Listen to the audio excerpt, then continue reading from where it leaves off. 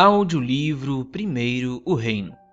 Como uma pobre viúva nos ensina os princípios da verdadeira adoração. De Josanã Alves. Capítulo 15. Aprendi a viver. Arthur Schopenhauer diz: a riqueza é como a água do mar. Quanto mais bebemos, mais sentimos sede. Alphonse Kerr diz: há duas maneiras de ser rico: elevar os rendimentos ao nível dos desejos ou abaixar os desejos ao nível dos rendimentos. A essa altura do livro, espero que você esteja maravilhado com a história da viúva e da entrega das duas moedinhas. No entanto, preciso confessar que o verdadeiro objetivo deste livro não é encantar ou maravilhar, mas transformar. A oração que faço a cada momento é que a história da viúva nos leve a uma mudança prática de nossa fidelidade. Para que isso aconteça, precisamos entender mais um ponto dessa linda história. Ela nos ensina uma grandiosa lição que pode ser resumida em uma única palavra: contentamento. Essa talvez seja uma das lições mais difíceis e, ao mesmo tempo, mais necessárias para se aprender a viver a fidelidade. É óbvio que a viúva aprendeu de maneira profunda a se contentar com o que possuía. Antes de entregar tudo o que tinha, ela teve que conviver com algum tempo com a possibilidade de viver sem nada. Em algum momento, ela obteve contentamento em depender e esperar pelo cuidado e proteção do Deus de Israel.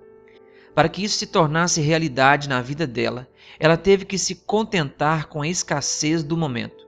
Infelizmente, a palavra contentamento perdeu um pouco o sentido original.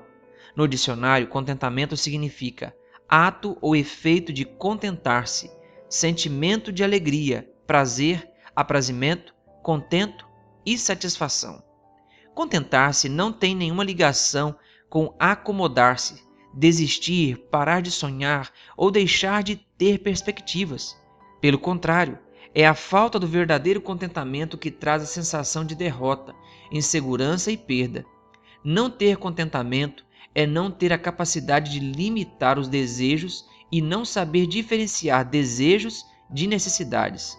Por isso, concordo com o escritor Thomas Fuller, que disse: se teus desejos não tiverem fim, tampouco terão teus cuidados e temores. O apóstolo Paulo escreveu um texto extraordinário sobre o contentamento. Paulo era alguém que tinha autoridade para falar sobre o assunto.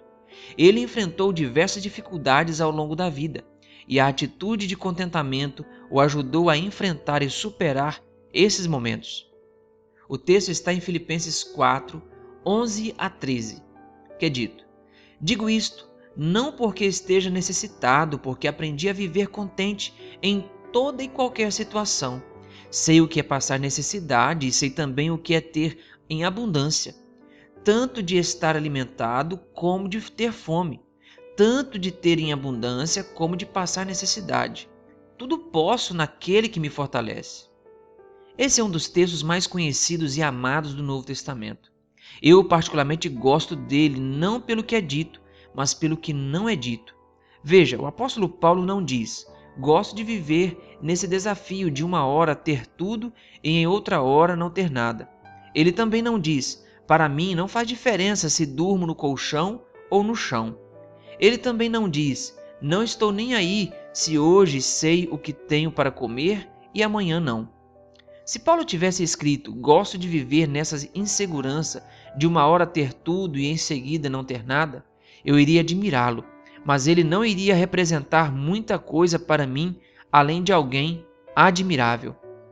Entretanto, quando, ao invés de dizer gosto, ele diz aprendi a viver em ambas situações, o que na verdade ele está tentando me dizer é: eu sou igualzinho a você. Também não gosto dessa incerteza, dessa insegurança. Não gosto de passar necessidade ou aperto, mas aprendi a viver em ambas as situações. Aprendi a viver na fartura ou na escassez. Encaro esses versos como um conselho. Ouço Paulo me dizendo: você não precisa gostar, mas tem que urgentemente aprender a viver em ambas as situações. É por falta desse aprendizado que tantos casamentos, tantas famílias e tantas vidas cristãs estão se esfalecendo. Não gostamos nem queremos aprender a viver com adversidades. Se formos honestos, vamos ter que admitir que muitos de nós viemos para a vida cristã porque não queríamos passar necessidades, não queríamos passar por momentos de abatimento, não queríamos enfrentar dores e etc. A decisão de Paulo em seguir o cristianismo não foi para fugir dessas coisas, mas para aprender a conviver com elas quando fosse necessário.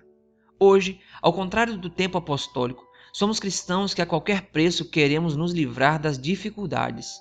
É por isso que a teologia da prosperidade é tão fascinante. Ela promete uma vida cristã de abundância e fartura, na qual não se sofre mais e ponto final.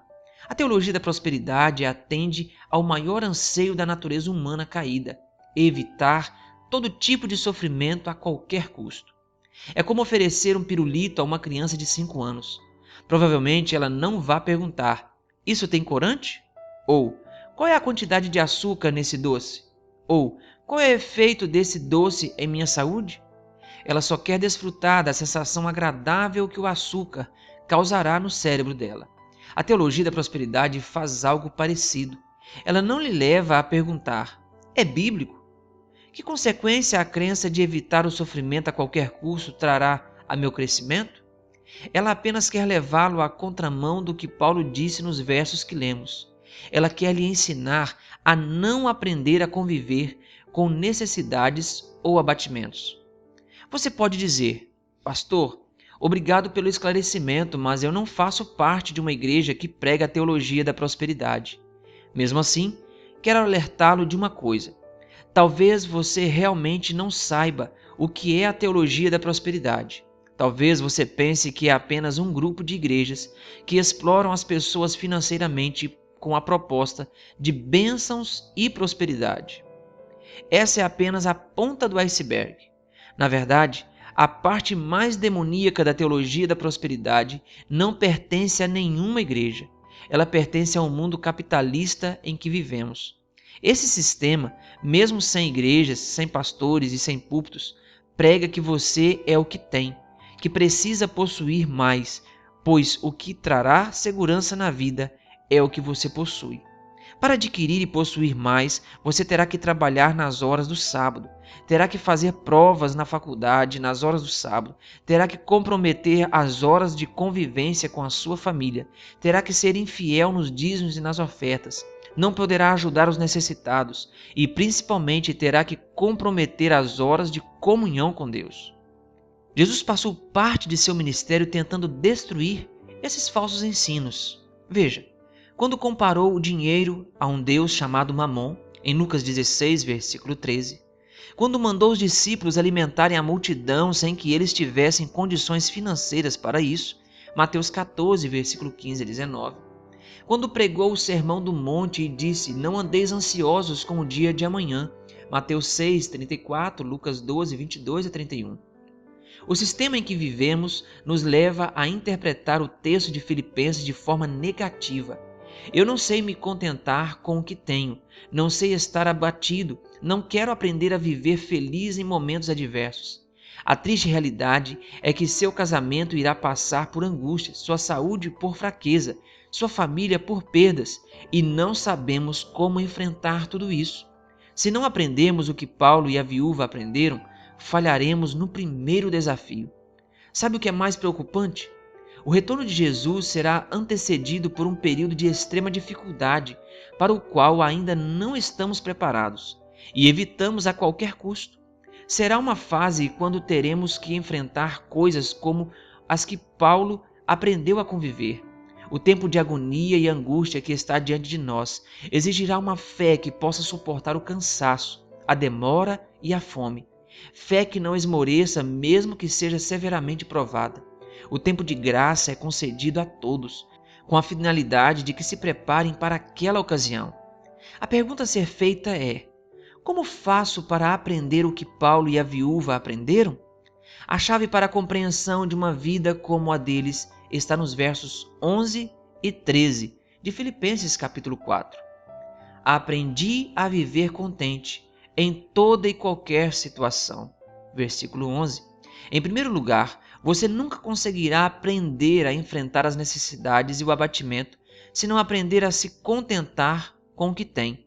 Para isso, você precisa evitar as dívidas a qualquer custo. Na maioria dos casos, as dívidas são um descontentamento em ter só o que se pode ter. As pessoas normalmente acumulam dívidas para ter o que não podem ter. Um dos mecanismos mais poderosos para evitar as dívidas é possuir um orçamento familiar e viver dentro do que foi proposto. O orçamento é uma ferramenta de controle financeiro que permite ter uma visão clara das receitas e despesas. Basicamente, fazer seu orçamento significa registrar tudo o que entra: salário, rendimentos de aplicações, pensões e etc. E tudo o que sai: gastos, aluguel, impostos e etc. da sua conta bancária. O objetivo, claro, é gastar menos do que se ganha, viver dentro das possibilidades financeiras e ter um claro controle da fidelidade. Em segundo lugar, a fidelidade nos dízimos e nas ofertas é uma declaração pública de que nem tudo me pertence e que sou capaz de me contentar com o que tenho em minhas mãos. Tudo posso naquele que me fortalece. Versículo 13. Imagine que você conheça pessoas capazes de dizer: com o que tenho, posso comprar qualquer coisa e ganhar qualquer pessoa, fazer o que quiser. Mas o convite bíblico é para você dizer: porque estou em Cristo, posso todas as coisas. A solução para o aprendizado do contentamento é saber que em Cristo já possuo tudo o que realmente importa. Permita-se ser conduzido por Deus pelo caminho do contentamento e da paz.